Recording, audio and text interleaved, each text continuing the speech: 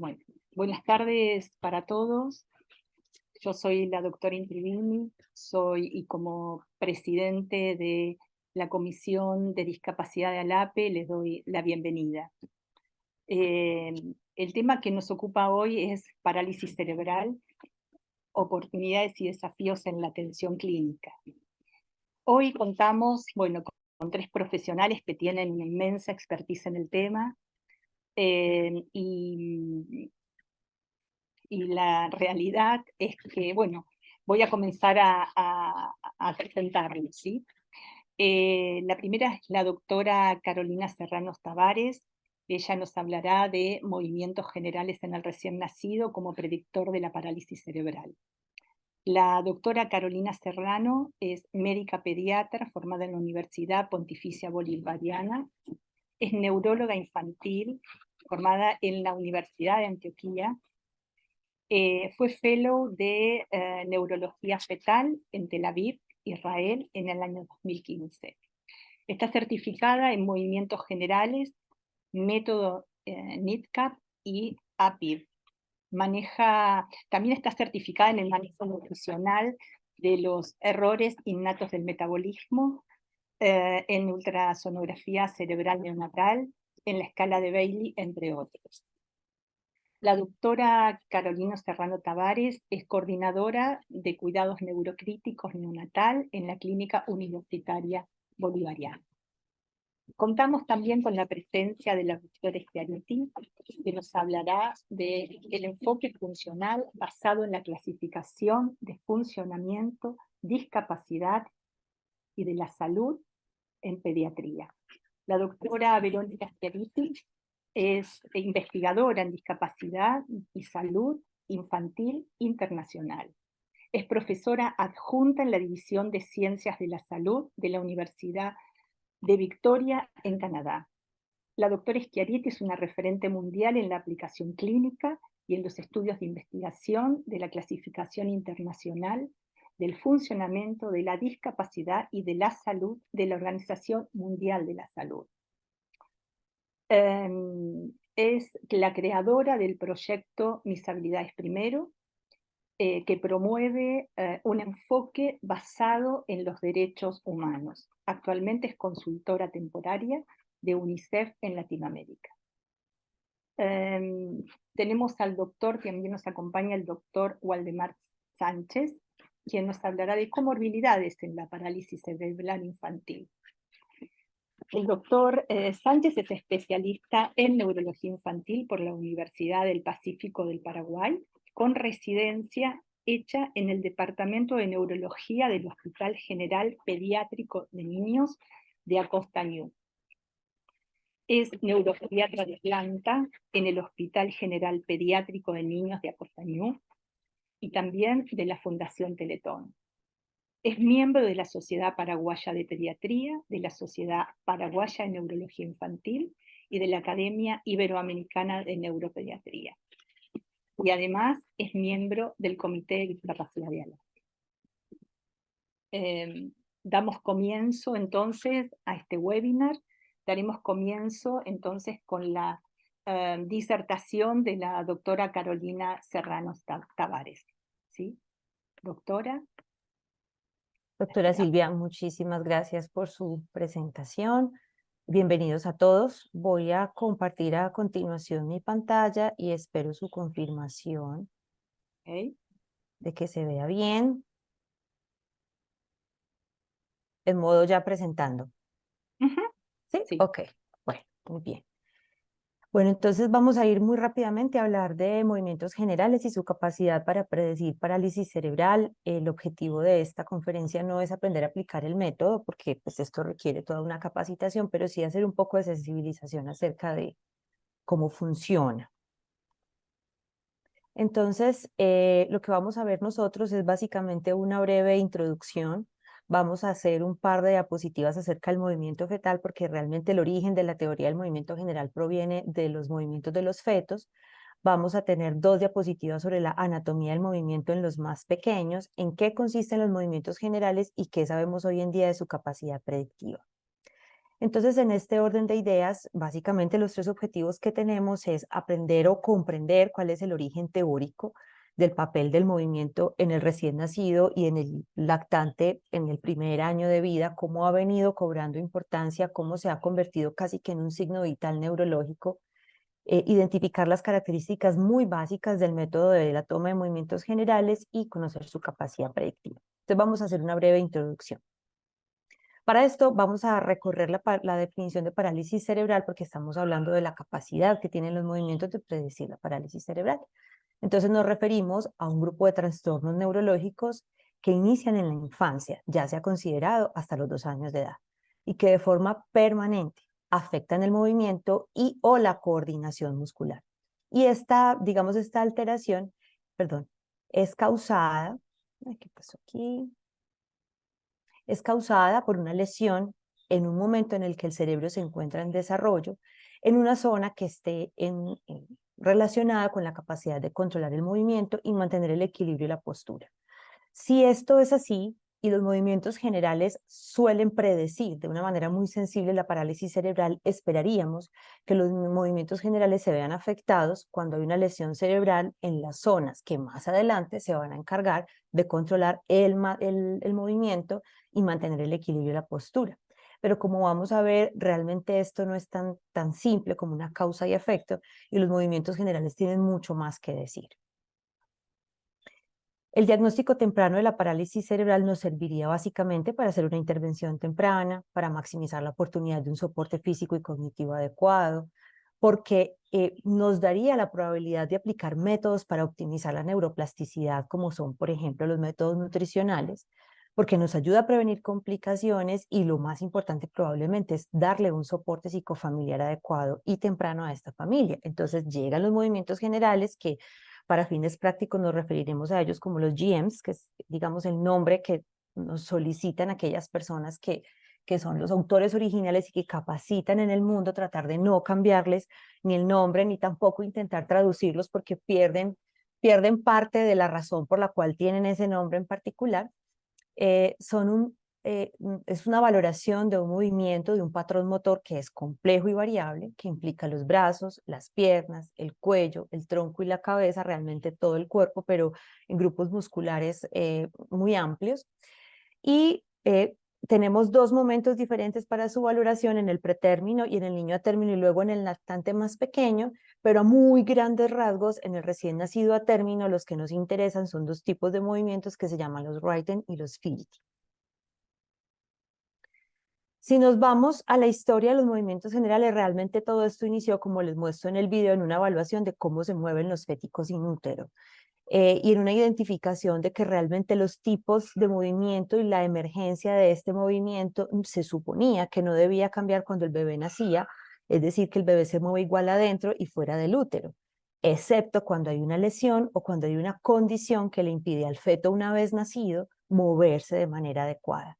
Y es así como se empezó a hacer una observación del movimiento de los feticos y se generó una escala de clasificación que vamos a ver más adelante, que no se usa realmente mucho, movimientos generales se usa más en el niño que ya nació, pero que es una escala que permitió identificar que en la medida en la que el bebé madura, también lo hace su movimiento, incluso teniendo en cuenta que el origen de ese movimiento no es cortical. Y parte de lo que podría explicar esto se basa en la teoría sinactiva, que a grandes rasgos se las voy a explicar. La teoría sinactiva nos habla de cómo los diferentes subsistemas de la neuroconducta del bebé van madurando en la medida en la que el tiempo va pasando, de una manera que es predecible y que es evaluable, en un orden claro y en un orden que cuando no se da de manera adecuada, porque hay una lesión o hay una condición patológica, nos habla de mal pronóstico. Entonces tenemos básicamente el orden del sistema autonómico, que es el primerito que aparece, digamos, en sus manifestaciones desde que tenemos más o menos de 2 a 8 semanas de concepción. Luego tenemos el sistema motor, que es el que pudiéramos empezar a analizar a través de la ecografía, esos primeros movimientos que no son de origen cortical. y que miren que según la teoría inactiva aparecen valorables antes de la semana 20. Luego tenemos lo que llamamos el estado conductual, que este sí demora un poco más a que el niño ya por lo menos tenga una organización del estado de un estado de ciclovigilia discernible, más o menos alrededor de la 30-32 semanas. Y el estado interactivo o atencional, que es el que sí podemos evaluar en los bebés ya más grandes, en quienes esto se puede evaluar. Lo que dice la teoría inactiva básicamente es que cada una de estas condiciones puede ser modificada de forma positiva o negativa según el ambiente, según todo lo que hay alrededor, y que lo podemos evaluar, que esto es lo que nos demuestra el método APIP y parte de lo que se basa en, digamos, el sistema NIDCAP de cuidado del neurodesarrollo, pero que además le da un papel importantísimo al movimiento espontáneo, no a los reflejos, no a la reactividad, sino al movimiento espontáneo del feto. Y esto probablemente cobra más importancia cuando yo les muestro esta tabla donde vemos que realmente cualquier tipo de movimiento discernible, movimiento que puede incluso hablarnos de algún tipo de pronóstico, aparece en edades tan tempranas como la 8ª semana de gestación, y que lo que ya nosotros llamaremos los general movements, los movimientos generales, no son simplemente movimientos que aparecen al momento del nacimiento, sino que se pueden valorar y tienen un valor pronóstico desde semanas tan tempranas como desde la semana 10ª de concepción. Y si esto es así, cobra más importancia aún decirles que lo que nosotros vamos a valorar en este movimiento no es la producción cortical del movimiento ni la vía piramidal, aunque sea esta la que pueda verse afectada para posteriormente desarrollar una parálisis cerebral. Vamos a ver que existen unas estructuras diferenciales que no están muy bien comprendidas, que la mayoría de lo que sabemos de ellas provienen de estudios en ratas, pero que esa conexión que tienen estas estructuras con la lesión todavía es algo que no está muy claro. Este es el método de Kramer, el que yo les decía, que evalúa por ecografía el movimiento de feto. Funciona muy similar, básicamente es un sistema de puntajes y dependiendo de los puntos mayores o menores se habla de un riesgo neurológico asociado en ese bebé. Antes de pasar al recién nacido, voy a volver a hacer énfasis en esto de la anatomía del movimiento, porque el advenimiento de los movimientos generales, aunque esto no es nuevo y tenemos décadas de movimientos generales, la comprensión de la producción de ese movimiento sí es relativamente nuevo, y esta comprensión nos ha permitido entender que las ventanas de oportunidad de la intervención son mucho más amplias de lo que creíamos, y que hay lesiones que incluso sin una representación imagenológica pudieran llevar a una parálisis cerebral más adelante. Esta es una representación de cómo es más o menos el desarrollo del cerebro de un bebé pequeño. Estamos hablando de un feto de menos de 36 semanas, en donde en la parte más baja tendríamos el ventrículo cerebral, los ventrículos laterales, tenemos unas células que corresponden a la matriz germinal. Existe una zona intermedia, nos estamos yendo desde el centro del cerebro hacia su periferia, donde básicamente tenemos células que están en el proceso de migración, y aparece el subplato, que el subplato es en este momento el foco de investigación, porque el subplato es una zona anatómicamente muy gruesa y muy rica, y es la que más va cambiando en la medida en la que el feto va avanzando en su desarrollo, para prácticamente desaparecer alrededor de la semana 36. ¿Por qué es tan importante el subplato? Porque en el subplato se quedan las células que finalmente van a terminar desarrollando la corteza cerebral, donde se va a generar la manifestación imagenológica de la lesión que termina viendo una parálisis cerebral. Y este subplato, digamos que es grueso y permanece muy visible en los primeros meses, en el primero, en el segundo trimestre y la primera mitad del tercer trimestre, y es allí donde parece que debe ocurrir la lesión para que los movimientos generales tengan ese papel de pronóstico. Las células que vienen de la matriz germinal migran, se quedan en el subplato durante casi la mayor parte del desarrollo del embarazo para finalmente migrar. Entonces, cuando la lesión ocurre allí, no necesariamente en la corteza, no necesariamente en los ganglios basales, sino en el subplato, adquiere mayor capacidad de predicción los movimientos generales, lo que nos está hablando más de una lesión en los procesos de interconexión entre áreas cerebrales, más no lesiones netamente focales del área motora primaria en el frontal, ¿sí?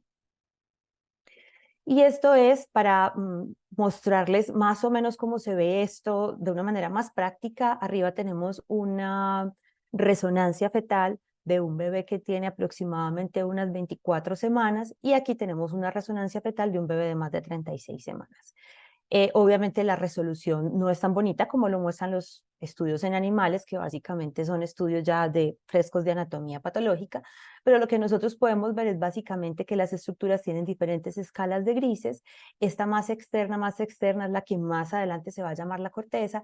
La que vemos aquí por debajo sería el subplato, que brilla y que es relativamente gruesa y que en un bebé más grandecito ya no la vemos. Y aquí podemos ver cómo la etapa de writing y la etapa de fidgety, que son las etapas que valoramos en el niño después del nacimiento, provienen de una actividad en donde apenas la corteza está generando su visión clínica, donde los procesos de excitabilidad neuronal son muy altos, sobre todo antes de la semana 50, pero donde tenemos que, digamos, las células que hacen parte de ese grueso subcortical venían siendo una gran cantidad, pero comienzan a disminuir. Es decir, que yo puedo tener una lesión en esta etapa, en esta zona, que más adelante visiblemente no va a estar, pero que funcionalmente va a permanecer.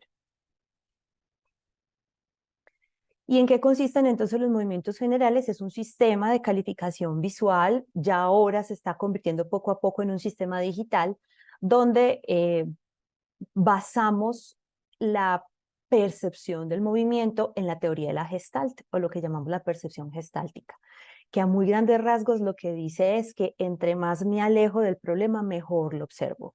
La totalidad es mucho más que la suma de sus partes. Y lo que dice la percepción gestáltica, que pues digamos nació en Alemania como una respuesta contraria al anatomismo, que decía que básicamente lo que tenemos que ir es a desmenuzar y a ver lo más pequeño, lo más eh, específico de los problemas en general. Esto pues digamos aplica en muchos conceptos en la vida. Lo que dice esta percepción gestáltica es todo lo contrario, que la incidencia de los sistemas totales está en las estructuras y que las partes de esa estructura se observa mucho mejor su función cuando se interrelacionan que cuando observo cada estructura aparte. Es así como digamos, la forma más práctica o de hacerlo como más aterrizado a nosotros de la teoría o de la percepción gestáltica, son todas estas figuras que vemos donde nos dicen, ¿tú qué ves? ¿Ves una cara? ¿Ves dos caras? ¿Ves una copa? ¿Ves dos caras? ¿Ves un triángulo? Dos triángulos, donde realmente si yo cojo elemento por elemento, yo diría, no, pues aquí hay un círculo al que le falta un pedacito, otro círculo al que le falta otro pedacito, realmente no hay un triángulo dibujado. Pero si yo me alejo de la minuciosidad y veo el todo, puedo observar realmente dos triángulos, ¿cierto? En ese orden de ideas, lo que hace movimientos generales es una valoración muy amplia de la calidad del movimiento. No se presta tanto atención a lo que nosotros acostumbramos ver, que es si un dedo está mal posicionado, si una mano no está posicionada como debe ser, si una mano no se abre completamente, si un lado se mueve más que el otro. Realmente es una dimensión mucho más amplia y más general de este movimiento, tomando en cuenta que es un movimiento mucho más abundante, mucho más variado cuando el bebé es pequeño, y que estamos hablando de un movimiento que es básicamente espontáneo, que no es reactivo. Al principio se creía que este movimiento era solo reactivo al estímulo, ya sabemos que no, que poseemos lo que llamamos un centro generador del movimiento, una estructura anatómica que se cree está ubicada alrededor del tallo cerebral y que se comunica con ese subplato del que hablábamos, que genera una especie de marcapaso de movimiento. Esto es un conocimiento que se trae desde las ratas, esto no se ha visto aún en los humanos, pero pues digamos que medianamente se considera que es extrapolable y que más o menos en el momento entre los 4 y los 5 meses, cuando ya movimientos generales, va perdiendo su capacidad, digamos, de discernimiento a los 5 meses. Algunos hablan de que incluso hasta los 6 meses nos podemos ir en su valoración. El sustrato anatómico que da razón del movimiento cambia, hace un switch y entran en control la corteza motora primaria, la vía piramidal y la vía extrapiramidal, que digamos en teoría serían aquellas las responsables de dar las manifestaciones clínicas de la parálisis cerebral. Pero entonces, ¿cómo es posible que yo pueda valorar movimientos que no provienen de estas zonas mucho antes de que estas zonas maduren y que clínicamente se vean manifiestas y que efectivamente sirvan para predecir lo que va a venir más adelante.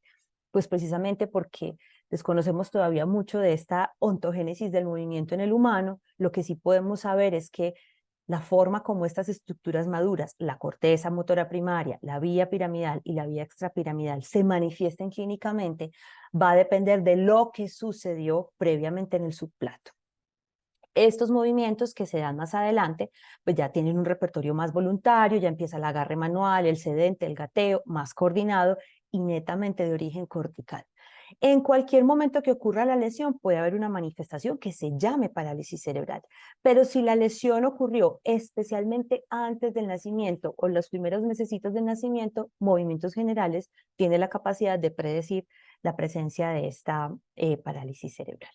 Entonces, a muy grandes rasgos, lo que tenemos son 3 momentos de valoración. Hay unos movimientos generales que se llaman los del pretérmino, que los podemos evaluar más o menos hasta la semana 38. Algunos hablan de que nos podemos ir hasta la semana 40.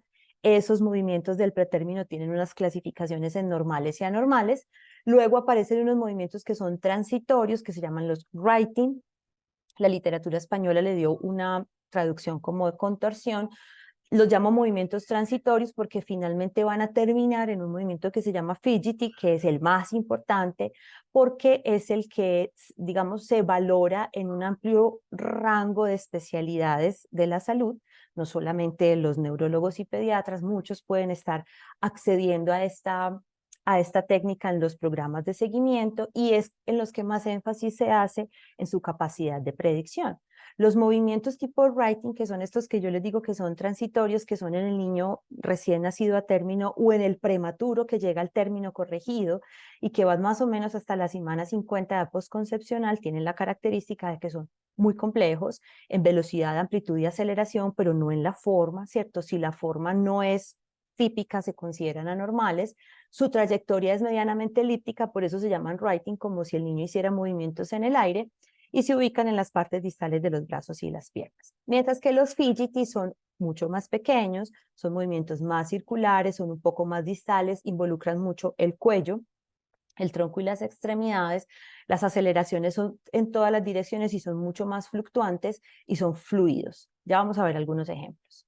¿Por qué es importante esta diferenciación? Porque en los writing comienza a haber una actividad sincrónica de los músculos antagonistas y probablemente esto explicaría por qué pueden servir para predecir parálisis cerebral, pero definitivamente los fidgety son los que cobran mucha más importancia, porque al tener una duración más corta del impulso fásico muscular, empieza a aparecer lo que se va a representar después en el control medular y el control cortical, con una disminución de la actividad tónica, ¿cierto?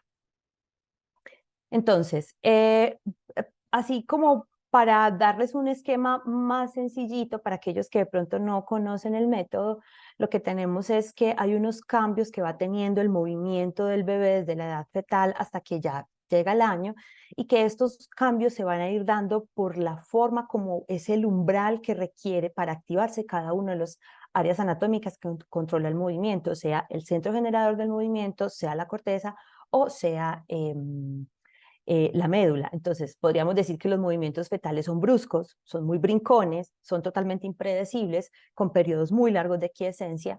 Los movimientos generales como tal ya del prematuro, que es viable, tienen, digamos, la característica de que se presentan en diamante, ¿cierto? Empiezan con baja amplitud, se hacen muy obvios y luego desaparecen. En la etapa writing tenemos que los episodios de movimiento son mucho más duraderos, y son mucho más fluidos, mucho más armónicos para finalmente en la etapa fidgety generar un tipo de movimiento que es casi que continuo, pero que tiene épocas de quiescencia que coinciden con el sueño. Lo que dicen los movimientos generales entonces es que si yo tengo un bebé que es pequeño, un bebé sobre todo los prematuros, que venía con un patrón de movimientos generales que es completamente normal y que yo paso a la etapa writing, si en esta etapa writing el niño tiene alguna de estas dos características patológicas que se llaman espasmódicos sincrónicos o de pobre repertorio, tengo un alto riesgo de que si esto persiste y luego se acompaña más adelante de que el tipo fidgety no existe, la probabilidad de que haya parálisis cerebral es muy alta. Por el contrario, si de los writing son normales y los fidgety son adecuados, el riesgo es muy bajo. Aquí les traje algunos ejemplos muy rápidos por cuestiones de tiempo. Aquí tenemos unos movimientos generales del prematuro completamente normales, son fluidos. Aquí lo que nosotros miramos es su calidad, miramos la amplitud, la velocidad y la trayectoria. No miramos realmente si son simétricos o asimétricos. Es muy importante que no sean predecibles, son totalmente fluidos y armónicos. Tenemos un ejemplo de un prematuro con un pobre repertorio. Cada uno de ellos tiene, digamos, su forma de ser descritos. Voy a pasar rápidamente porque, como les decía, pues el objetivo no es aprender el método, solo les estoy mostrando algunos ejemplos. Y aquí tenemos un ejemplo de un niño que está en un cramp synchronized y un caótico al mismo tiempo, que es un tipo de movimiento que se parece como si les pasaran un corrientazo y se quedaran en forma espasmódica, que es, digamos, en el prematuro, el de peor representación. No necesariamente dice que sí o sí un niño va a tener parálisis cerebral, pero sí enciende las alarmas. Por aquí creo que hay un ejemplo más claro.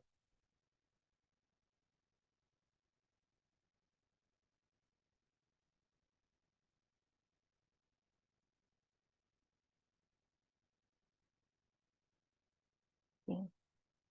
Aquí tenemos un cramp, ¿cierto? Que es, digamos, esta postura y hay momentos en donde el niño pierde, digamos, el control total de su corporalidad, que es lo que llamamos un movimiento caótico. Aquí tenemos una niña en etapa fidgety completamente normal.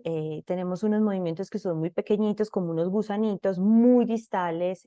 Por cuestiones de la autorización no les puedo mostrarlo del cuello, pero pueden ver también en los deditos de los pies como hay unos movimientos pequeñitos, como unas bolsitas de gusanos que se están moviendo todo el tiempo. Y acá tenemos un niño también en una etapa fidgety, pero esos movimientos no son realmente similares a los de esta niña, no son tan fluidos, son un poco más como rígidos. Es muy válido verbalizar lo que se está viendo y así intentar clasificar el movimiento.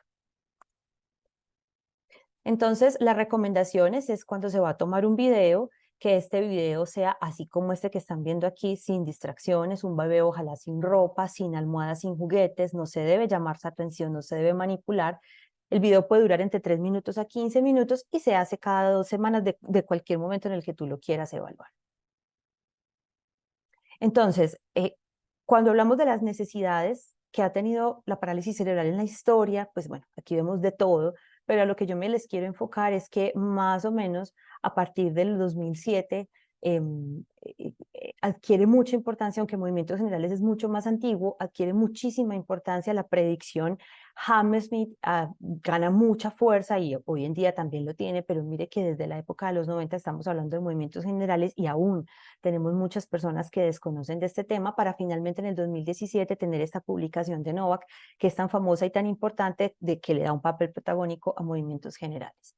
Esto es lo que llamamos la trayectoria, es un formato en el cual ponemos los datos del paciente y desde cualquier edad, miren que desde la semana 26 se pueden evaluar. Cada 2 semanas yo voy marcando cuál es el tipo de movimiento que está teniendo este bebé y lo lleno hasta el final, básicamente hasta mirar la etapa de fidgety, si se desarrollan o no se desarrollan, y la forma como se va dibujando esta trayectoria le va dando al examinador una idea de hacia dónde se está desarrollando el niño para sobre todo tener intervenciones muy tempranas. Existen muchas cosas nuevas, ahora se habla de una lista de chequeo que intenta ayudarle a aquellos que no tienen el acceso al curso, digamos, de certificación, aprender por medio de la verbalización y de mirar muchos videos, siempre conducido por alguien que sí esté certificado, aprender a hacer la calificación de ellos. Esto ya está, digamos, ya se ha probado en diferentes tipos de poblaciones, pero probablemente esta es la diapositiva más importante. Es decirles a ustedes que realmente vale la pena saber de movimientos generales. Esta es la revisión sistemática más grande que ha habido hasta el momento. Hay muchas, realmente muchos sobre movimientos generales. Esta probablemente es la que tiene la mejor rigurosidad, digamos, en su diseño. Y grande saber que la ausencia de fidgety tiene una sensibilidad del 97% para predecir parálisis cerebral y una especificidad que obviamente esperaríamos que fuera no tan alta. La tapa writing también es muy alta, es del 93, pero siempre se lleva todos digamos, los aplausos, la tapa fidgety, pero incluso el cramp synchronized, que fue el que les mostré, el del niño que se pone como espasmódico, incluso este tiene una sensibilidad que es muy importante.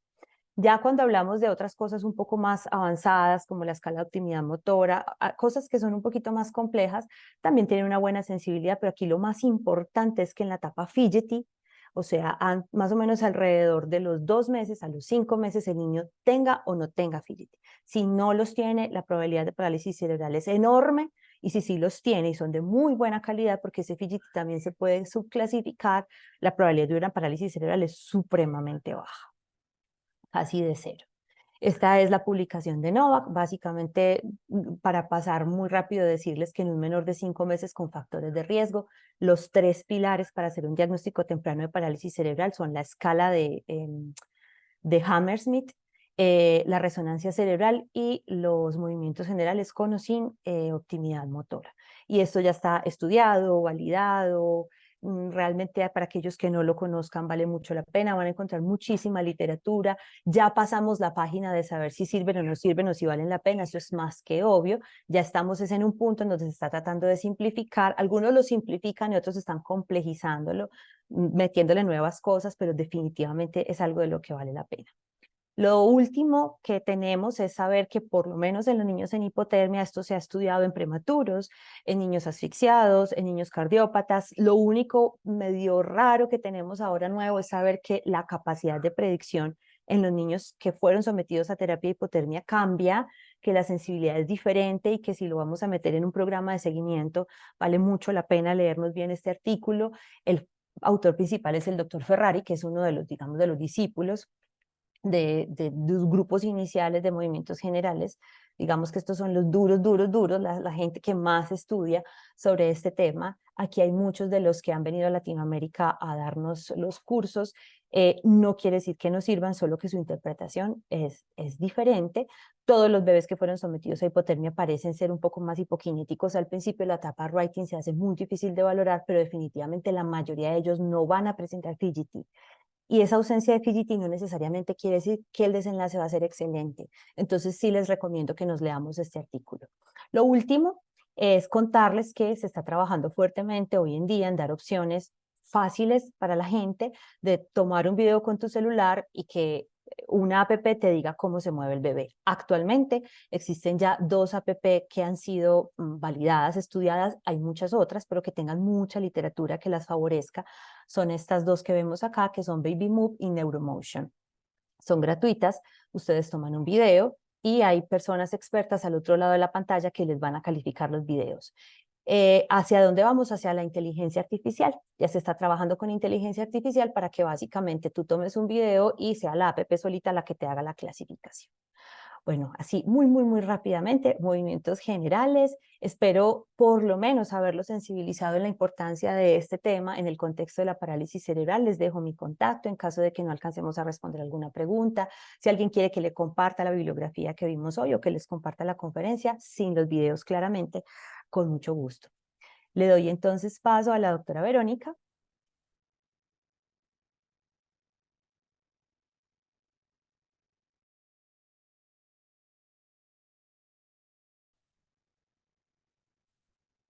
Hola a todos, voy a tratar de compartir pantalla y ustedes me dicen si funciona bien.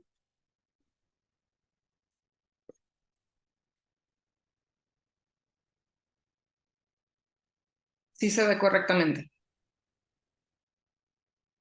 Muy bien, yo todavía no veo mi pantalla bien. Un segundo. No está en modo.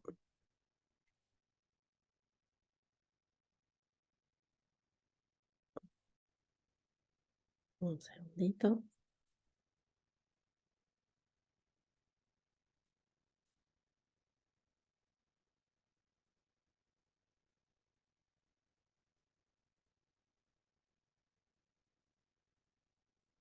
Oh, no me responde la computadora. Un segundo. Muy bien, díganme si ahí funcionó.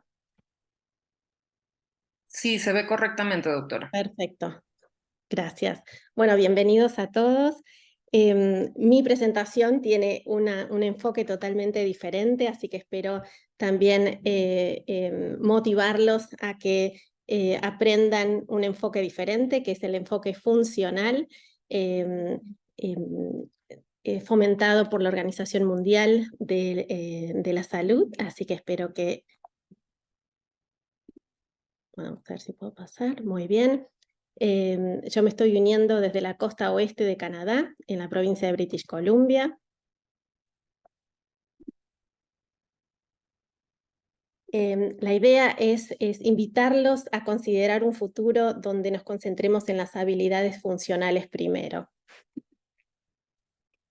Vivir con una discapacidad tiene muchos desafíos globales, muchos de estos van más allá de lo que es parálisis cerebral. Yo los invito a reflexionar en lo que significa el día a día con una discapacidad. Hay muchas probabilidades de sufrir resultados socioeconómicos adversos, menos educación, peores resultados de salud, niveles más bajos de empleo y mayores tasas de pobreza.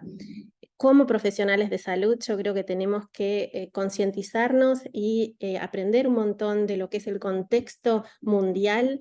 El reporte mundial de la Organización Mundial de la Salud detalla todo esto y yo creo que el equipo de salud tiene que participar de la solución también. Hay muchos obstáculos a la inclusión social y económica. Ustedes los conocen en el día a día en toda Latinoamérica y esto es real en todo el mundo.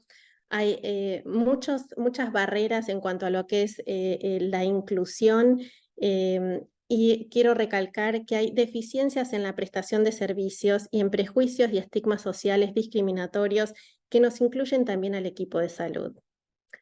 Cuando uno trata de concentrarse, yo hago investigación y mi investigación está dirigida a captar la opinión de los chicos con discapacidad. Aprendemos que lo que les interesa son las habilidades funcionales. En esto empecé, en cuanto estaba entrenándome acá en Canadá, se publicó la versión pediátrica de la CIF, de la Clasificación Internacional del Funcionamiento de la Discapacidad y de la Salud, que recalca lo que es las actitudes y las habilidades funcionales. Esto se publicó en el 2001 y les digo, ya llevamos 22 años y el campo también del funcionamiento ha crecido un montón. Ahora se está discutiendo y considerando como una ciencia el funcionamiento humano. Lo que se trata es tratar de aprender mucho más de las capacidades de la persona con una discapacidad y los determinantes ambientales. Hay desarrollos de métricas de población y les voy a mostrar algunos ejemplos, pero en el futuro va a haber indicadores funcionales a nivel nacional, a nivel regional o a nivel mundial, cosa que van a guiar las acciones en salud. Solo para mostrarles, algunos de ustedes deben estar familiarizados con el modelo que está detrás de la clasificación que llamamos CIF, que nos permite hacer unos perfiles de funcionamiento de la persona a lo largo de la vida. Y el concepto esto de funcionamiento significa qué puede hacer una persona en el día a día. Más que concentrarnos en los problemas y en las limitaciones, es en la parte positiva, qué es lo que ellos pueden hacer. Y esto es solo un esquema, que el funcionamiento está descrito como una interacción dinámica entre estructuras corporales, que son la parte del cerebro, y lo que Carolina estaba mostrando, fíjense, es saber, ¿no es cierto?, cómo empieza el diagnóstico y el impacto en estructuras corporales y funcionales, o sea, eso impacta el movimiento.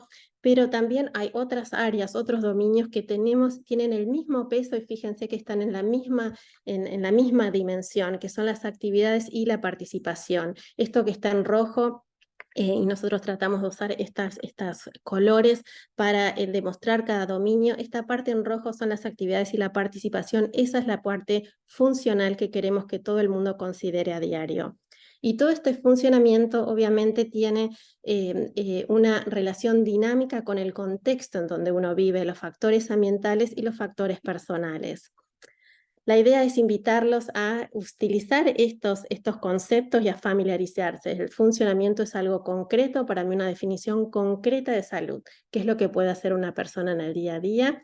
Y la discapacidad es un término neutral que describe deficiencias, limitaciones y restricciones en la participación. Cuando hablamos de los factores ambientales, hay muchos facilitadores y en el contexto latinoamericano, en la familia, los amigos, el jugar, el utilizar tecnología de apoyo, son todos muy importantes y normalmente son facilitadores. Barreras, hay muchas barreras y yo estoy mostrando solo una, que es las barreras de físicas, ¿no? De poder deambular o moverse en distintas situaciones. Pero a propósito, yo pongo el equipo de salud, todo el equipo de salud interdisciplinario en el medio, porque a veces tenemos la mejor intención de ser facilitadores, pero muchas veces somos barreras por las perspectivas o el lenguaje que utilizamos en la interacción con los pacientes o nuestras concepciones de la discapacidad. Eso es lo que estamos tratando de invitar con distintos proyectos a cambiar la perspectiva. Otra cosa muy importante y también va de la mano de los derechos y la Convención de los Derechos del Niño es que lo que hay que prestar atención es qué significa el funcionamiento para los chicos.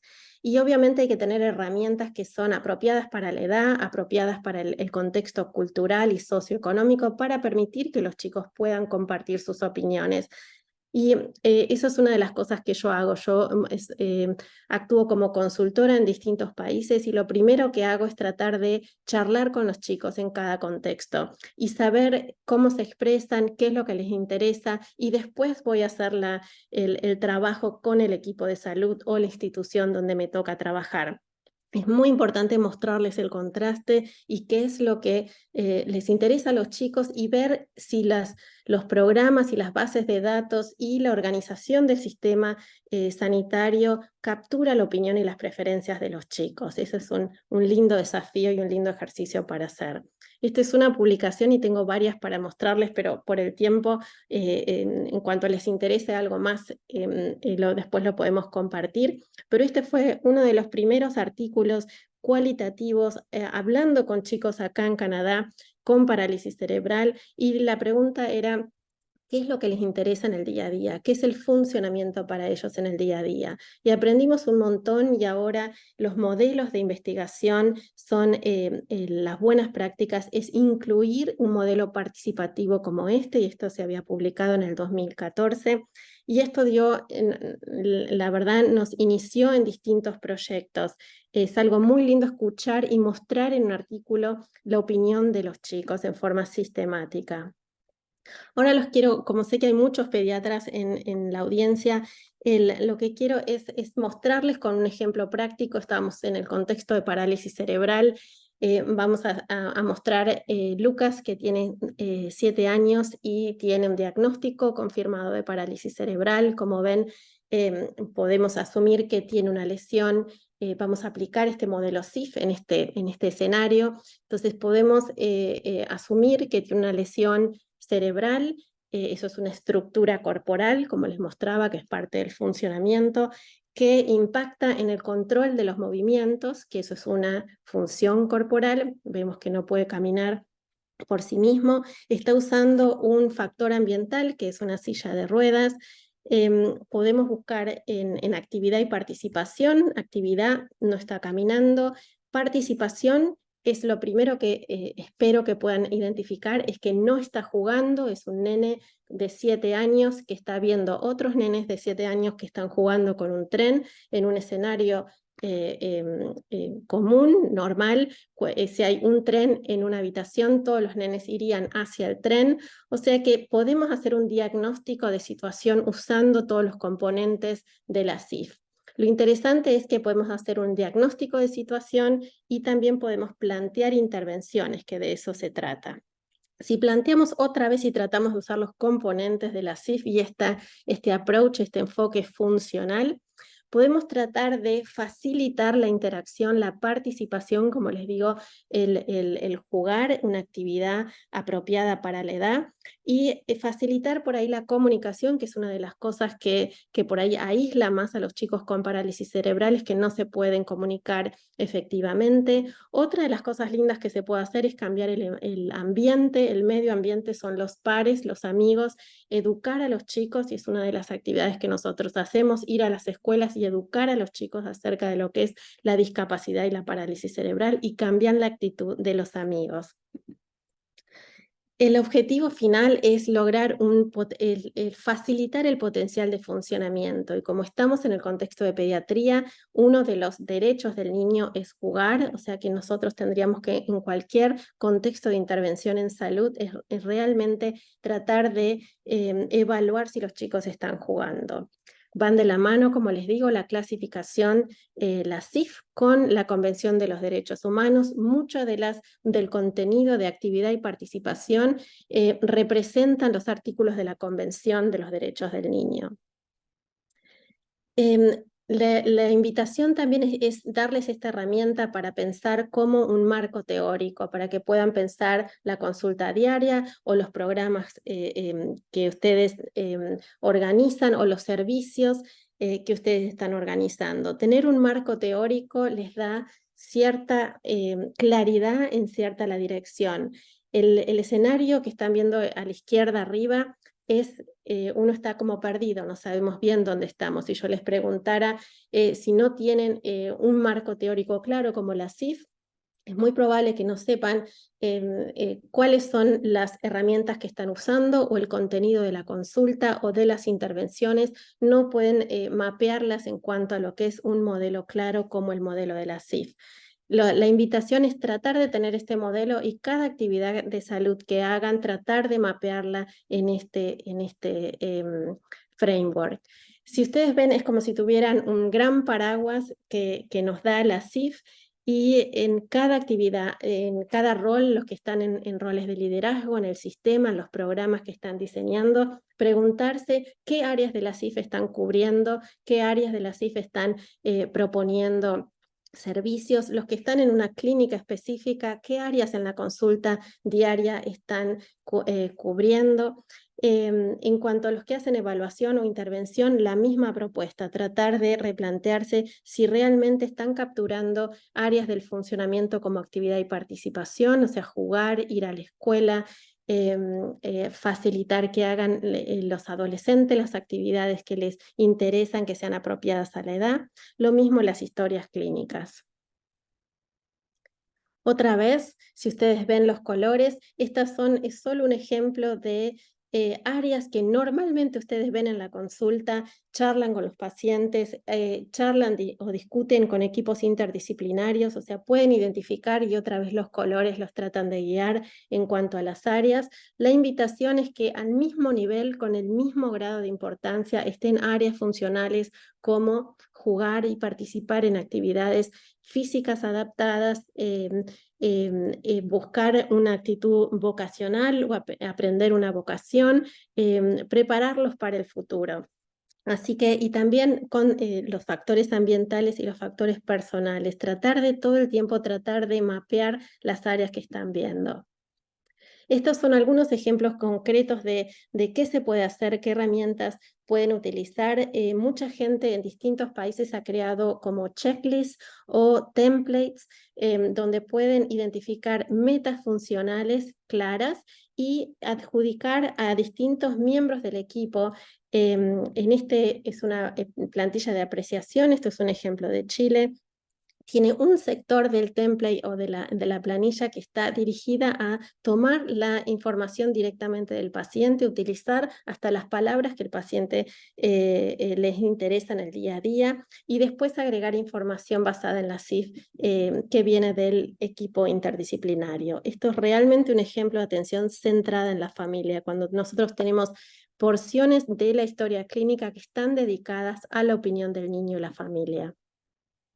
Otros ejemplos: se pueden crear perfiles de funcionamiento, que es lo que están viendo. Pueden crear estos perfiles que en una hoja les representa el modelo de la CIF, de todas las áreas funcionales de la CIF. El enfoque funcional también va de la mano en que cada actividad que hagan, intervenciones, evaluaciones, estén mapeadas, como les decía, a las áreas de la CIF, y esto están viendo otra vez algunos de los ejemplos de las planillas que se pueden hacer. Logran organizar el equipo interdisciplinario, comunicarse de una forma mejor y tener datos concretos para después reportar en cuanto a cómo van las intervenciones. Hay muchos ejemplos de actividades en Latinoamérica y yo les voy a mostrar algunas. Este es un ejemplo de perfiles de funcionamiento usando la CIF y usando este enfoque funcional en Argentina. Esta es una herramienta basada en la CIF que se publicó hace poco y en este momento hay un estudio multicéntrico nacional que espero que después puedan compartirlo con otros países de Latinoamérica. En Argentina también hay mucha actividad en cuanto a aprender más acerca de la CIF. Hay un curso de posgrado que lo da la Universidad de Córdoba. Hay mucha gente de Latinoamérica que se ha formado con este curso y el grupo también están creando perfiles de funcionamiento para parálisis cerebral, que va a ser la primera vez que haya perfiles de funcionamiento y datos funcionales concretos a nivel nacional. Uruguay tiene también proyectos muy lindos basados en la CIF. Hay protocolos nacionales dedicados a la primera infancia que están basados en la CIF y tratan de armonizar y estandarizar las evaluaciones y las intervenciones. En cuanto a la sociedad, yo creo que hay mucho por hacer también, o sea, la expectativa de que las familias y la gente que va a la consulta de salud tenga también un enfoque funcional es nuestro rol, o sea que tenemos mucho por hacer en cuanto a educar a las familias que vemos y a la sociedad en general. Y este es uno de los proyectos que Silvia contaba. Yo he creado este proyecto llamado Mis Habilidades Primero, y es una invitación a considerar y utilizar lenguaje positivo en atención de salud.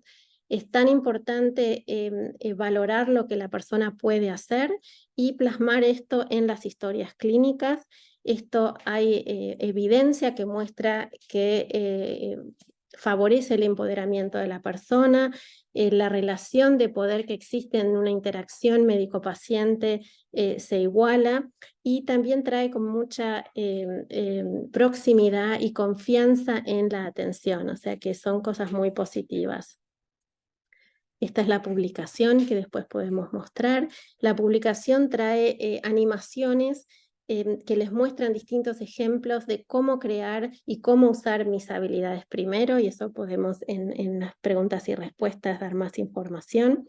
Ha habido campañas en Latinoamérica y en distintos lugares del mundo utilizando mis habilidades primero y sobre todo durante COVID, que fue muy importante. Para terminar, les voy a mostrar algunas iniciativas en curso.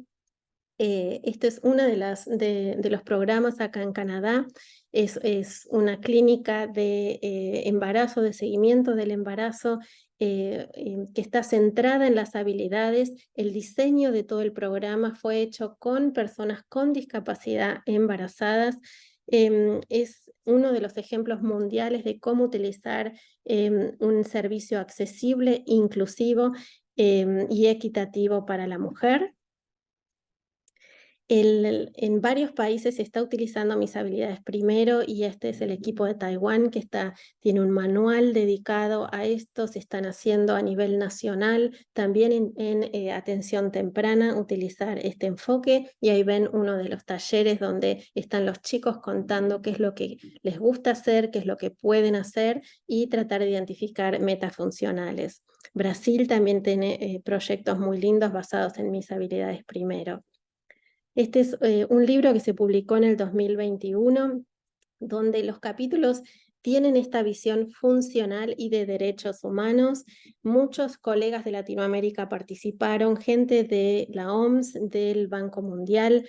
Es un libro de acceso libre, así que también es material que por ahí les puede interesar para leer. Este es uno de los artículos que estaba destinado a tratar de utilizar el momento de la crisis de COVID-19 y tratar de pensar en forma innovadora.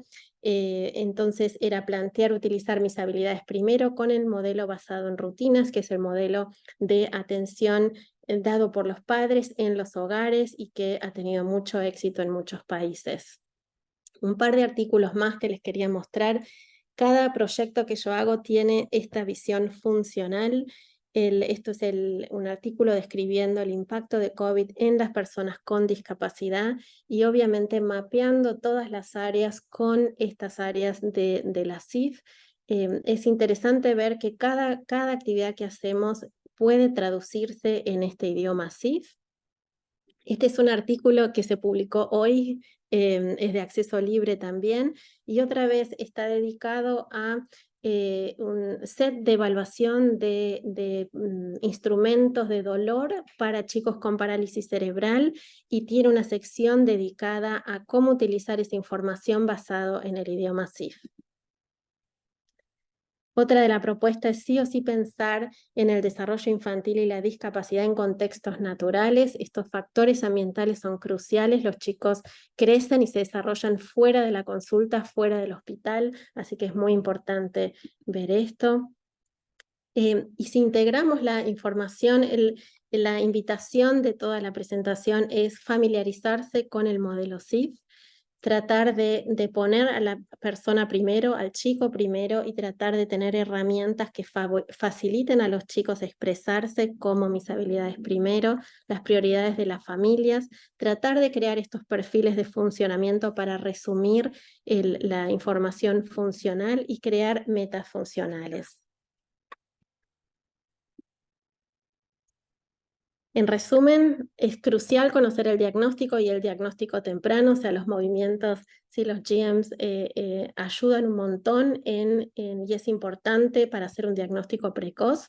Y no es que tenemos que dejar de hacer o entender el compromiso de estructuras corporales y funciones corporales, pero necesitamos sí o sí complementar esa información con información funcional, y de eso se trata todos estos proyectos. El modelo biopsicosocial es útil para comprender todos los factores que interactúan, no solo los factores biomédicos, en el funcionamiento diario, y nosotros hemos mostrado que realmente el funcionamiento es lo que más valora el niño y la familia. Esto siempre termino como un llamado a la acción. Hay muchas cosas que podemos hacer: educarnos a nosotros mismos, educar a nuestros colegas, educar a las familias que vemos en cuanto a la importancia de tener esta perspectiva funcional y basada también en los derechos humanos. Esta es tener esta visión, ¿sí? Hay muchas referencias que si me pueden pedir cualquiera de los artículos, y muchas gracias por la participación.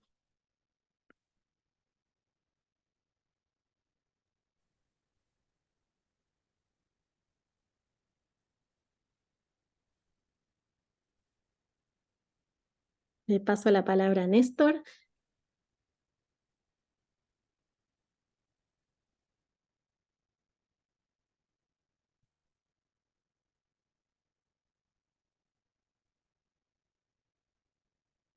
Bueno, buenas noches. Eh, ¿Están pudiendo ver la presentación? Uy, el audio. Sí, doctor, se ve correctamente. Entonces, pequeña prueba. Eh, bueno, excelente las presentaciones de mis compañeras. Bueno, vamos a hablar un poquito de las comorbilidades pediátricas de la parálisis cerebral infantil. Si bien hablamos de la predicción de la misma, y después hablamos de la funcionalidad y la importancia que tiene el análisis de la funcionalidad, y de que pues, se pueda brindar a la familia esa contención y esa forma de disminuir las barreras que puede poner la misma patología o el ambiente para que el niño sea funcional y se llegue a la inclusión. Vamos a estar en el medio, que es en el consultorio pediátrico, donde vienen estos niños y donde vienen las familias con sus miedos, con sus máximos temores, con todo ese componente de ansiedad, tal vez que a veces los pediatras o neuropediatras tienen que hacer juego de cintura en el consultorio. Bueno, vamos a definir, si bien ya se definió, pero esta es una definición que es bastante clínica, que me gusta mucho, que dice: en la actualidad existe un consenso de considerar a la parálisis cerebral como un grupo de trastornos del desarrollo del movimiento y la postura, causantes de limitación de la actividad, que son atribuidos a una agresión no progresiva sobre el cerebro en desarrollo en época fetal o en los primeros años. Eso es importante ir sabiendo el periodo en que se produce. El trastorno motor de la PC con frecuencia se acompaña de trastornos sensoriales, cognitivos, de la comunicación, perceptivos, de la conducta y también por epilepsia. Y agregando a todo un poco las definiciones de epilepsia o de otro tipo de patologías neurológicas, todo el aspecto psicológico, social y comunitario que puede alterar esta afectación. O sea, es una definición amplia, no solamente es de la patología de la lesión, sino que también de todo lo que puede abarcar. No es progresiva, ¿sí? O sea, es una, em, digamos, es una condición donde no se produce, no progresa la lesión del sistema nervioso central y su sinónimo es encefalopatía no evolutiva o encefalopatía crónica no progresiva, que depende de las zonas donde uno se va formando, tiene diferentes sinónimos, digamos.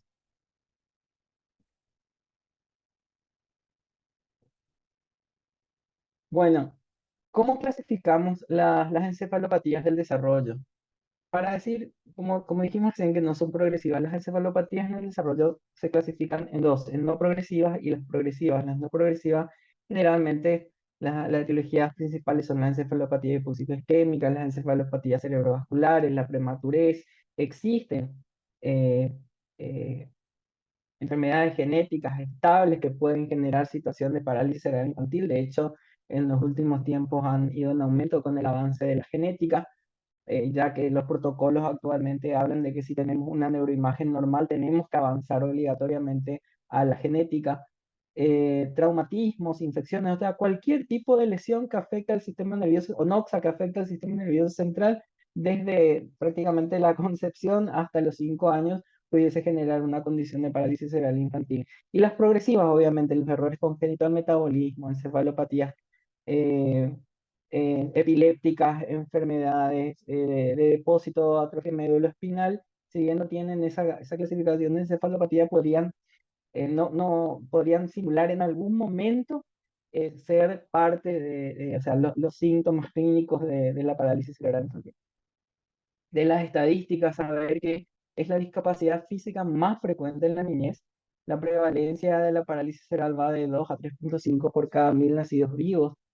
En los últimos 40 años la prevalencia ha sido estable, aunque la prevalencia en parálisis cerebral es inversamente proporcional a la edad gestacional y al peso de nacimiento.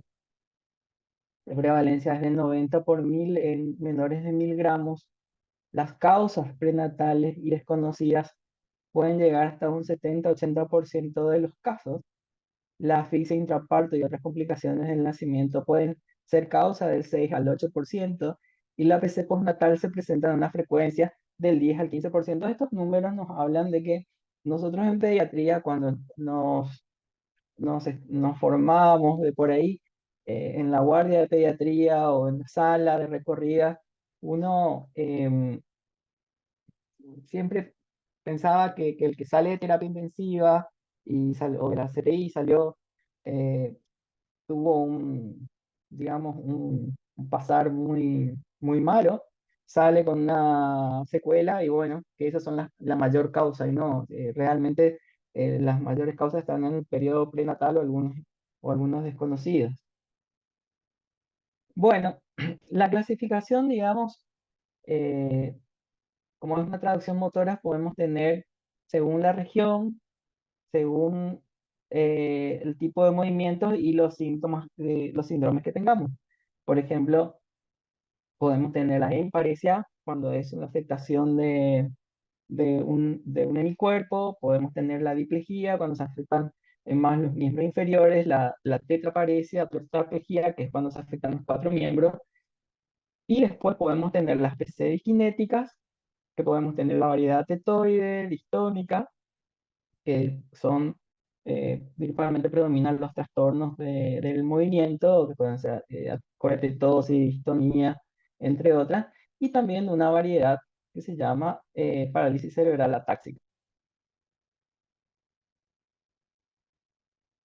Bueno, la clasificación funcional, si bien estuvimos hablando de eso, en la clínica, digamos en el consultorio, se puede usar una clasificación muy fácil, lo bajas de internet, no hace falta memorizarla, lo tenés en gráfico, que es el Gross Motor Functional Classification System, que te da a grosso modo, digamos, un grado de funcionalidad y un grado de pronóstico como para que uno pueda moverse y ir hablando con los padres de eso. Obviamente existen muchísimas escalas, ahí están graficadas, eh, eh, escalas para medir la espasticidad, para medir funcionamiento, para medir factores de riesgo. Esas escalas se van aplicando, pero se utiliza, otra vez los resultados se deben interpretar con la clínica y ajustar a la clínica del paciente. Generalmente lo usamos algunos los neuropediatras, pero principalmente en el equipo de rehabilitación lo utilizan los médicos fisiatras. Son los que llevan, digamos, utilizan estas herramientas para ir haciendo las estrategias terapéuticas, también para dar un poco el pronóstico. Y también dentro del equipo, eso es, digamos, frente al paciente o sobre el paciente, pero en realidad como integrante de un equipo de rehabilitación, estas informaciones deben compartirse entre el equipo. ¿Para qué? Para dar el mejor funcionamiento al paciente. Si bien siempre necesitamos un diagnóstico, una clasificación, ese diagnóstico y clasificación es una guía, es una punta de flecha, es un horizonte para arrancar con este paciente y brindarle lo mejor. Y obviamente en el camino depende de qué institución esté, se pueden hacer investigaciones y estas herramientas sirven para medir también el impacto de una estrategia terapéutica en, en ese paciente. Bueno, el pronóstico de marcha, que es lo que nos preguntan siempre a los pediatras o neuropediatras. Mi hijo va a caminar. Bueno, este artículo habla que los chicos que tienen hemiparesia, el 100% va a caminar hasta los 3 años. Los que tienen diparesia, de un 65-80% hacia los 3 años. Los de cuadriparesia espástica al menos el 50%, la disquinética entre 70 y 75% y las atáxicas en un 100%. Tendrán una marcha, obviamente, tienen sus características, eso después se va viendo con las clínicas, pero bueno, digamos, eh, estos son los números que se manejan. Bueno, y vamos ¿por qué hice esta introducción? Porque es muy importante saber cómo clasificado, en qué tipo de pacientes tenemos, porque a medida que aumenta el gross motor, o sea, a medida que aumenta la discapacidad física y el niño no puede caminar, no puede transportarse, moverse, eh, empeoran ciertos tipos de comorbilidades. Y bueno, las primeras grandes comorbilidades, los primeros grandes trastornos que tenemos son los trastornos neurológicos, obviamente. Y le tenemos a la epilepsia en un 60% de los casos. Y eso va a depender un poco bueno, de la etiología, del daño cerebral que se causó, de la neuroimagen, ¿verdad? Y de la menor edad gestacional. Entonces, esos son los factores de riesgo para que un niño desencadene epilepsia, ¿sí? Eh, y de otra vez de la epilepsia se presenta el estatus epiléptico, que es el estado epiléptico motor principalmente, en un 14 a 47%, o sea, es un número alto. Discapacidad intelectual se puede presentar entre un 40 a 70%. Algo que siempre repetimos con los residentes, con los médicos en formación, es que no todo PC tiene una discapacidad intelectual. A lo mejor tiene un inconveniente en el lenguaje por el tema de la articulación de las palabras o de los movimientos de la coordinación del músculo de la lengua y de la boca como para emitir las palabras, pero no todos tienen discapacidad intelectual. Eh, Trastorno del lenguaje como disartria en un 40% y incapacidad de hablar incluso en un 25%. Hay que tener muy en cuenta, está dentro de lo neurológico clasificado en el artículo que tomé, pero hay que tener muy en cuenta los trastornos de la salud mental, la ansiedad, la depresión, no solamente del paciente mismo, sino de la familia, porque muchas veces estos problemas amplían a los otros trastornos o las otras comorbilidades. El estado familiar es muy importante. Trastorno de movimiento en un 40% y bueno, la espasticidad, la parálisis cerebral infantil tipo espástica es la más frecuente en un 85% de los casos, en donde sí el abordaje puede ser médico, farmacológico, pues más terapéutico obviamente, y existen otras técnicas también como la aplicación de toxina botulínica local, como la bomba baclofeno, o, o- o sea, otras técnicas, pero que ya aumentan en sofisticación. De los trastornos ortopédicos tenemos que tener en cuenta en estos niños las contracturas, ¿sí? Las retracciones, las deformidades, las subluxaciones y luxaciones de cadera. Hay que estar muy atentos con el tema de la cadera en los niños, revisarlo en cada consulta, hacer los movimientos de cadera, fijarse si no tiene dolor o si no tiene molestia, si esa no es causa de trastorno del sueño inclusive. Eh, entonces depende de cada centro hospitalario y de cada protocolo de cada país, pero hay lugares donde por lo menos una radiografía de cadera hay que hacerle en el año, si no tenés acceso a muchas evaluaciones. Eh, Dentro de los desórdenes gastrointestinales son muy importantes porque muchos de ellos, y depende de la condición social en la que se encuentran, la desnutrición es el principal inconveniente, principalmente porque tenemos problemas en el aspecto del glutorio, tenemos problemas incluso en la adquisición de alimentos, hay retrasos del crecimiento, disfagia, reflujo gastroesofágico, estreñimiento, todo esto es un caldo de cultivo para mayores complicaciones. Y recuerden que el niño con parálisis cerebral infantil es un niño que está constantemente gastando energía por el estado de contracción o por los movimientos anormales que presenta. Entonces eso hace que baje más de peso o que tienda, a pesar de una alimentación más o menos adecuada, tienda a desnutrirse y eso hace que disminuya su inmunidad y sea víctima de cualquier germen, virus, bacterias que esté ahí y pueda generar infecciones constantemente. La enfermedad ósea hay que cuidar bastante, ya que son niños que no están expuestos. Estamos hablando de los severos, ¿sí? Estamos hablando de los que tienen poca movilidad o que están encamados, ¿sí? Entonces, que tienen una baja densidad mineral, ¿sí? Entonces pueden generar osteoporosis o fracturas patológicas incluso en un 20% de los casos, ¿vale? A medida que más discapacidad motoras tengamos, tenemos que ir viendo todas estas comorbilidades. La salud bucal, algo muy importante. eh, Hay una incidencia de caries de hasta un 90%, claro, porque tenemos maloclusión y tenemos enfermedad periodontal que muchas veces no es la consulta pediátrica o la consulta neuropediátrica, dejamos de lado la salud bucal. Sin embargo, las caries pueden ser causas de dolor intenso, de malestar, de trastornos del sueño, de malestar en la familia y incluso de infecciones que puedan ir después de ser puerta de entrada de infecciones que puedan generar sepsis. Recuerden que el estado inmunitario de estos chicos con discapacidad severa es bajo, entonces de una simple caries se puede generar un inconveniente mayor.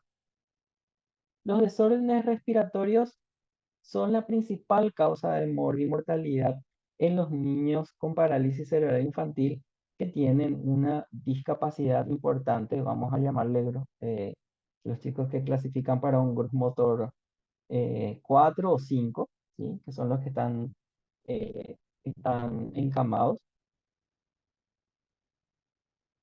Y acá,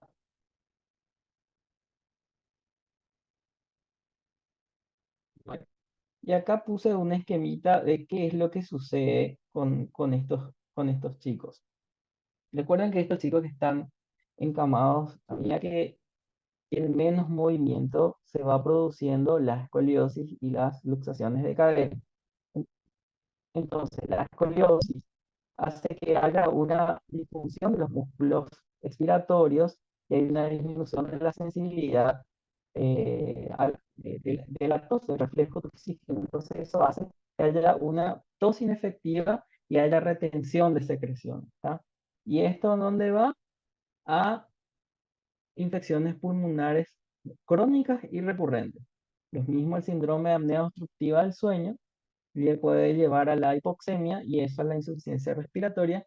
Y si nos vamos por el otro lado, también la disfunción orofaringia, el reflujo gastroesofágico, hacen que se produzcan aspiraciones y esto va hacia infecciones recurrentes del pulmón.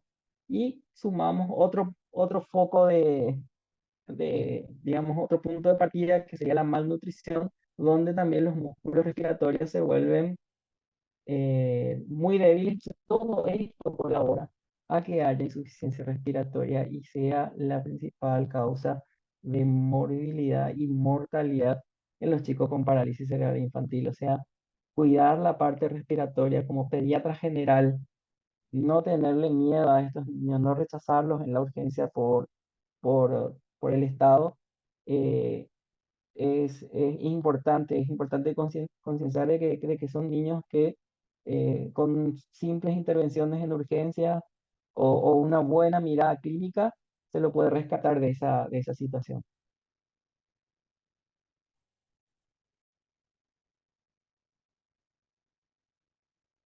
Bueno, continuando con el cuadro de las complicaciones, voy muy bien en tiempo. Entonces tenemos problemas, los problemas de visión, puede haber discapacidad visual en un 40 a 75%. La evaluación de oftalmología y otorrino a un niño con parálisis cerebral infantil no se le niega. O sea, no lo recibe en el consultorio y es lo primero que indica. Es muy importante. Muchas veces tienen muy buen nivel funcional, incluso cognitivo, pero uno se olvida del examen ocular y tenía algún vicio de refracción que colocando un anteojito eso mejora mucho su funcionalidad. Entonces son cosas pequeñas pero que marcan la diferencia en la atención de estos niños. Pérdida de audición hay entre 4 a 13%, las autoemisiones acústicas depende de las leyes de cada país. Hay países donde el screening auditivo es obligatorio, es por ley, en otros no se están, se están implementando, bueno, pero lo importante es hacer las automisiones acústicas y pasado el tiempo un potencial evocado visual a todo niño para justamente eh, encontrar a tiempo si hay discapacidad auditiva para poder equiparlo y mejorar su funcionalidad. Problemas genitourinarios aumentan en un 60% y van aumentando a medida de que aumenta la discapacidad.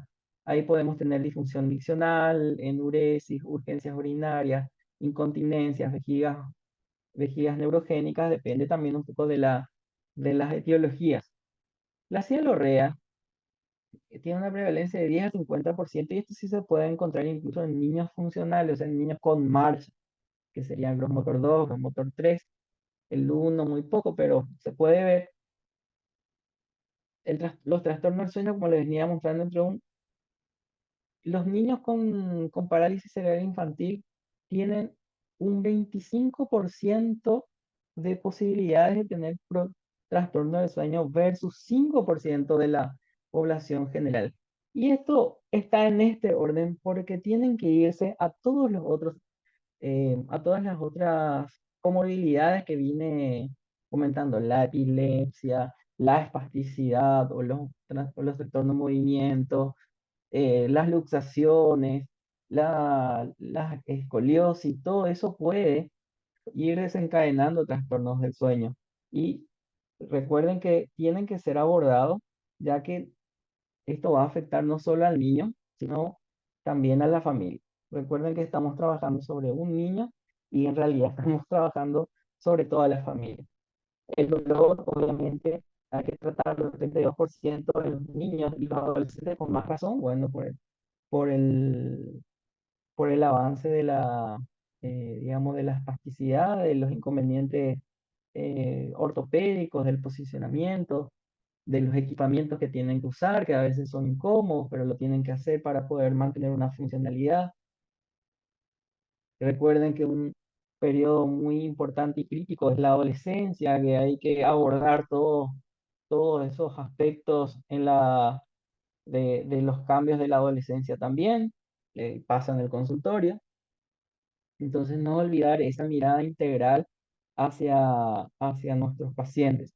Bueno, esta es una tabla de cada uno de esos, digamos, una tabla que está en este artículo, si quieren se los paso, de hecho estaba abajo de la presentación, que es más para el pediatra, es para una atención primaria de la parálisis cerebral. Si bien lo uso mucho como neuropediatra, pero en una urgencia te puede caer algo y tenemos ahora la información en las manos, en el celular.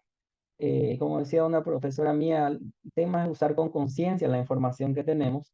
Entonces aquí, por ejemplo, para los movimientos, los trastornos de movimiento, que generalmente son, puede ser incluso las atetosis, las proatetosis, las distonías, principalmente las distonías, se suele utilizar anticolinérgicos o antiparkinsonianos. Acá, por ejemplo, tenemos el triexifenilo. Si bien están aquí las dosis eh, específica de cada fármaco, hay- la experiencia habla de que en pediatría la dosificación se va haciendo de a poco, o sea, se va titulando de a poco y un poco dosis respuesta. También hay que saber las dosis máximas siempre. Se va colocando de acuerdo a respuesta del paciente y que no tenga efectos colaterales. Lo que vamos buscando es el bienestar del paciente, y que tenga menos efectos colaterales en lo posible. Para la espasticidad, el fármaco más utilizado es el baclofeno. También se puede usar el clonazepam, nada más que el clonazepam por su efecto adictivo, a veces como que tratamos de usarlo en la menor forma posible. Aparte, aumenta las secreciones en niños con parálisis cerebral infantil que tienen muchos problemas respiratorios. Es mejor tenerlo ahí guardadito.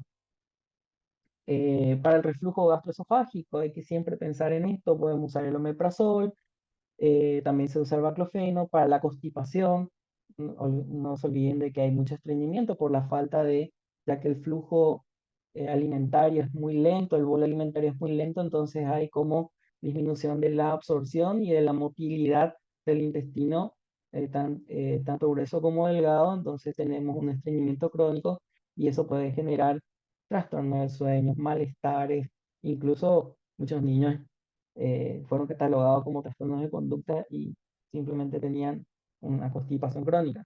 Se puede usar la tulosa.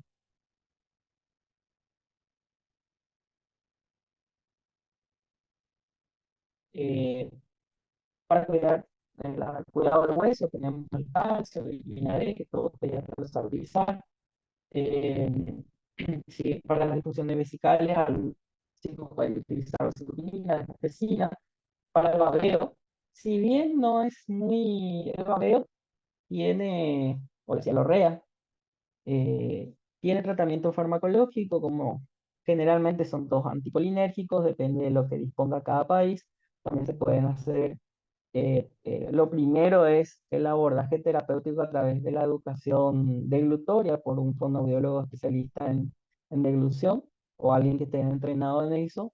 Después viene la parte farmacológica, pero siempre fijándose en los efectos colaterales, y también te vienen las infiltraciones por toxina botulínica.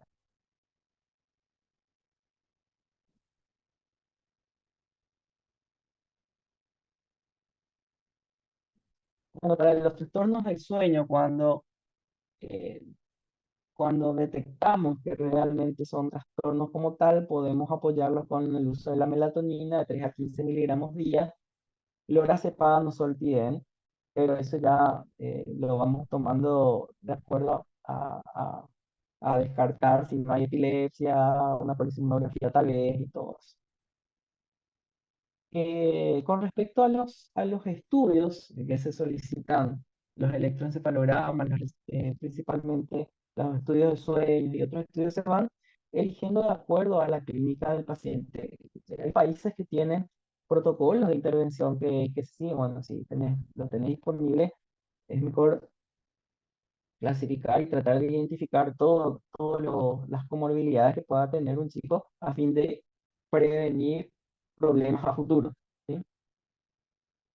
El equipo de rehabilitación. El pediatra y el neuropediatra forman parte de un equipo de rehabilitación. El abordaje de estos chicos es multidisciplinario y el objetivo de todo esto es que poder detectar los inconvenientes que tenga este niño, detectar las barreras posibles que hayan en la comunidad y tratar de sortearlos para que este chico logre ser lo más funcional posible. Ese es el objetivo de todo equipo terapéutico y nosotros formamos parte de eso. Si bien a veces la parte de pediatría o la parte de neuropediatría nos toca un poco estar en el choque de eso en el momento del diagnóstico, de llegar a hablar del pronóstico. Dentro del equipo terapéutico siempre el objetivo está en que el niño alcance la mayor funcionalidad y la familia también llegue a tener una vida lo más llevadera posible.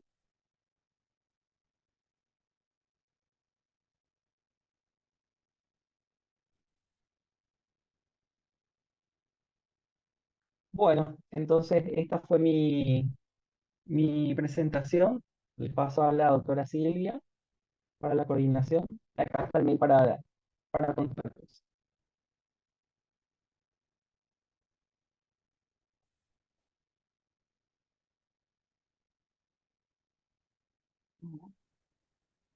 Ahora sí. Estoy habilitada, ¿verdad? Sí, doctora. ¿Sí? Ahí está. Bueno, tenemos varias preguntas, pocos minutos, pero hay preguntas muy interesantes, ¿sí? A ver, medio segundo.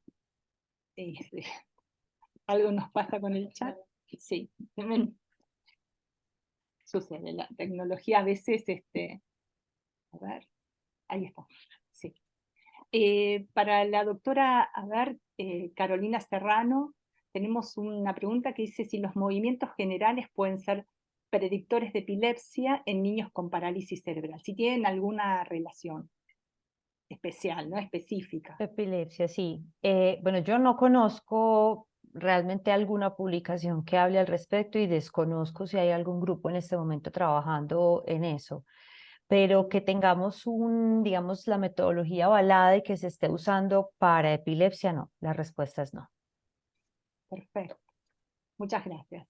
Seguimos con las preguntas. Una pregunta para la doctora Schiariti, perdón. ¿Existen corsets para parálisis cerebral? ¿De qué se tratan? ¿Están disponibles para la práctica pediátrica? Sí, la verdad la presentación, si tuviera que hablar de los conjuntos básicos o los corsets de parálisis cerebral, podemos charlar, es más, podemos organizar otro webinar. ¿Qué son los corsets? Son herramientas basadas en la CIF específicamente para describir el perfil de funcionamiento de chicos y jóvenes con parálisis cerebral. Son de acceso libre, están en la página de la Organización Mundial de la Salud, los pueden descargar, están organizados por edad y también hay un corset breve que es el más popular en distintos países que tiene 25 categorías de la CIF que representa todos los componentes, todos los dominios que les mostraba yo del modelo y se puede utilizar con chicos de 0 a 18 años. Hay publicaciones también contando la experiencia en distintos países, así que hay mucha información. Y hay una página educativa que también pueden acceder, está en inglés o en portugués. Una pregunta para el doctor Sánchez. ¿Qué porcentaje de parálisis cerebral son por causas prevenibles? Si esto pudiera decirse, la idea, el doctor dice que esto es para pensar obviamente en intervenir, evitando así que se presenten alteraciones en el neurodesarrollo. ¿Cuáles serían previsibles? Es la pregunta. ¿Qué Las porcentaje? previsibles serían las de 10 a 15% de las que ocurren en en el perinatal o en el postnatal, porque las anteriores eh, ya están establecidas. Eh, digamos, en el cuidado el cuidado del periodo del embarazo, perdón. Claro. Ujú. O sea, todo lo que es evitar trastornos de la malformación del tubo neural, que sería el consumo de ácido fólico, desde el prenatal. Eso sería una forma de evitar, pero no hay un número así específico de cuántos. Ok, Y hay que tener en cuenta que digamos, la etiología genética está cada vez más aumentando. perfecto. Acá tengo una pregunta, se suman dos personas, ¿no? Es para la doctora Schiariti. ¿Hay material para familias acerca de mis habilidades primero? Sí, hay unos pequeños videos que están dirigidos al público en general, o sea, a la sociedad. Hay otros que están dirigidos a nenes, o sea, y es más contado por nenes, así que es lindo escuchar también. Y la del público en general está dirigida también a los papás. O sea, esa publicación que yo les mostraba tiene los links a las animaciones que están subtituladas en distintos idiomas, creo que en 7 idiomas ahora. Las campañas que ha habido, hay muchos videos con videos cortitos mostrando ejemplos de cómo utilizar mis habilidades primero en distintos idiomas, inclusive en español y en portugués. Está creciendo, así que yo los invito, si ustedes tienen ideas, si quieren crear o aprender más del proyecto, están todos invitados. Es algo de acceso libre, no necesitan ningún tipo de autorización, es solo las ganas de implementar algo nuevo. Bien. Esta pregunta es para la doctora Serrano Tavares. La hace una kinesióloga infantil que está formada en neurodesarrollo. Ella pregunta quiénes pueden aprender los movimientos generales, ¿no? Y cuáles serían los centros formadores. Yo quiero que lo pregunta porque ella es kinesióloga, ¿verdad? Sí. Movimientos generales realmente el que quiera, no tiene como ninguna dificultad en el acceso por su profesión, siempre y cuando seamos obviamente actores de la salud. Realmente hay formados, hay kinesiólogos, terapeutas respiratorios, enfermeras, pediatras, neuropediatras, neonatólogos, bueno, fonoaudiólogos. Realmente, como es una herramienta tan amplia, cualquier persona que participe en un equipo de seguimiento debería estar formado. Los centros de formación probablemente es el problema para nosotros en Latinoamérica. Los centros de formación oficiales están en Estados Unidos y en Europa. En Latinoamérica hemos tenido acceso a la capacitación porque vienen los docentes, viajan, se arman grupos y hacen, pues, digamos, estas capacitaciones. Sé que son bastante activos en México, en Argentina y en el Perú. Desconozco realmente con qué frecuencia van a otros países, pero han accedido a casi todos ellos. Sin embargo, en el último año se ha visto un fenómeno y es que el costo hace que la mayoría de los cupos no se llenen y los cursos se están cancelando, porque es un costo que realmente se ha considerado muy elevado para nuestra población. Eso, digamos, ha limitado el acceso al curso. Ustedes pueden entrar a la página del GM Trust, que es como la página oficial, y ahí les dice dónde está programado un curso y para cuándo. Durante un tiempo estuvieron haciendo capacitación virtual, eso ya no lo volvieron a hacer, pero hay otras opciones, ¿cierto? Obviamente lo ideal es estar certificado, pero si tienen una sola persona de su equipo que está certificada, esa persona se puede encargar de replicar, sin que todo el resto del equipo tenga que estar certificado. Ok. Para el doctor Sánchez, voy a unir las preguntas, dos preguntas.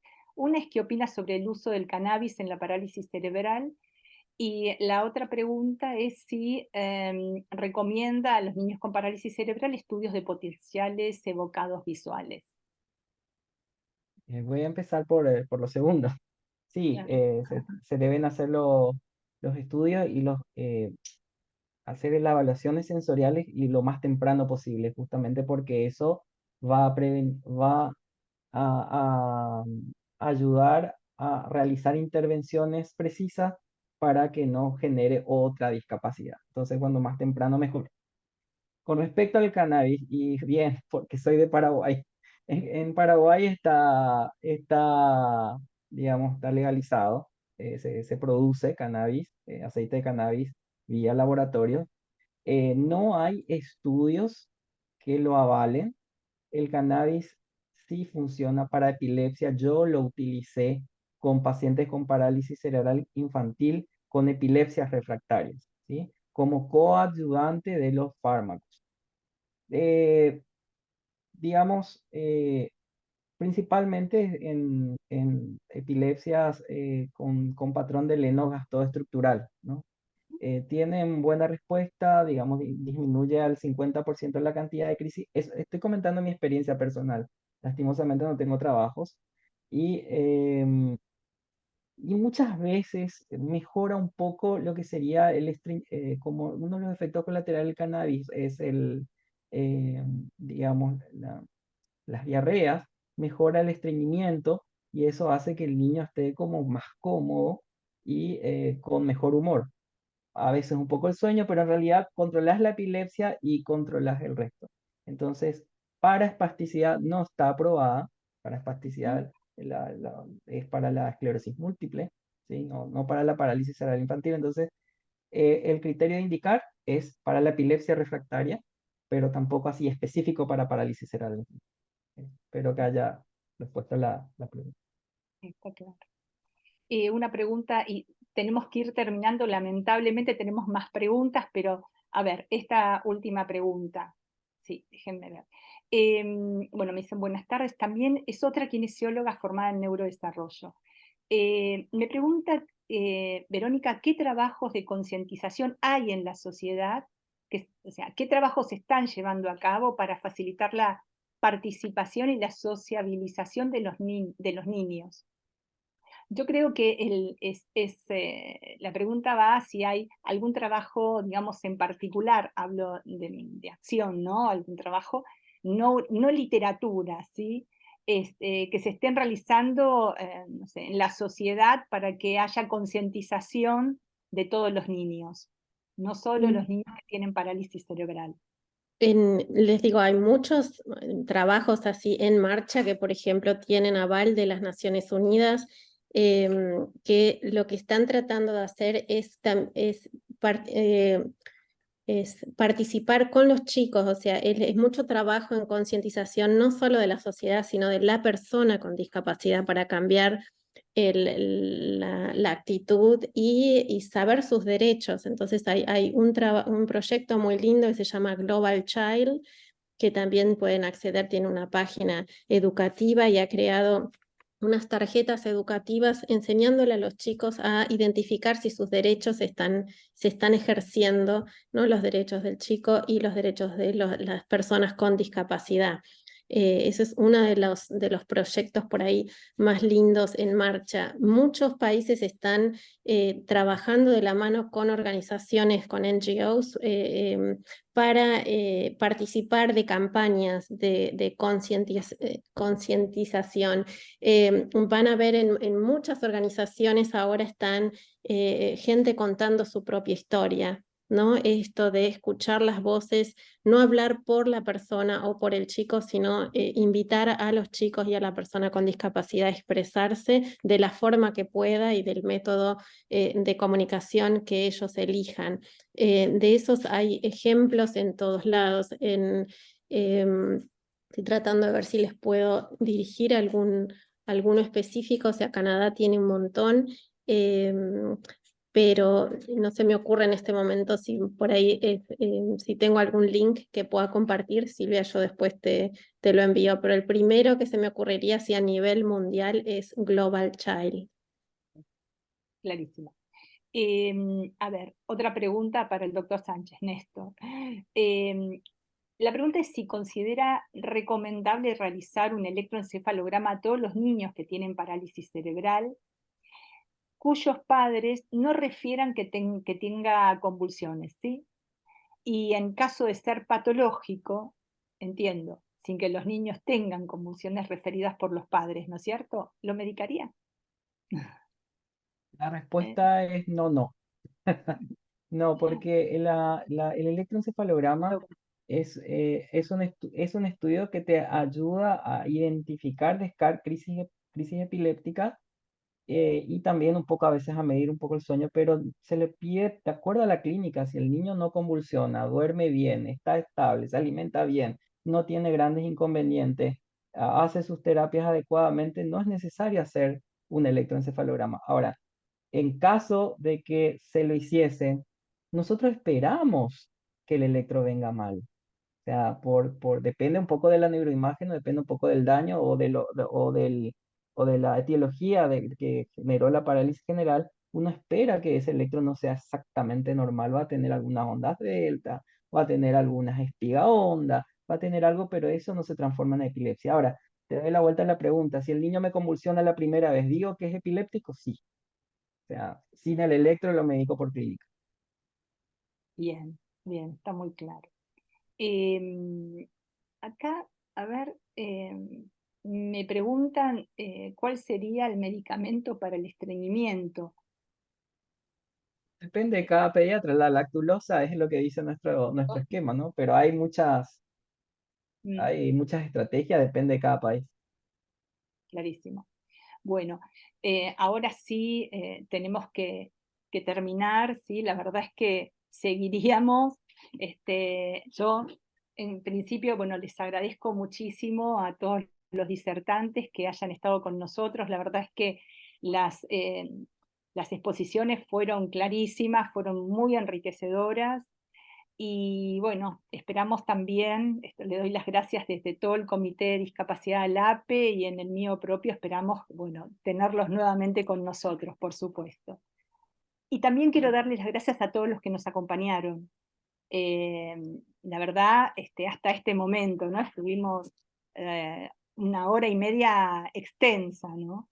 Y también darle las gracias al Consejo Directivo de ALAPE y a la licenciada Daniela Camacho, que nos ayudó y nos facilitó muchísimo el que pudiéramos realizar este webinar. Así que bueno, los saludos, que tengan buenas noches y los espero en la próxima, en el próximo webinar. Muchas gracias. Muchas Bueno, gracias. Buenas noches, feliz Chao, noche. chao. Gracias por la invitación. Al contrario, gracias Verónica, a vos por estar.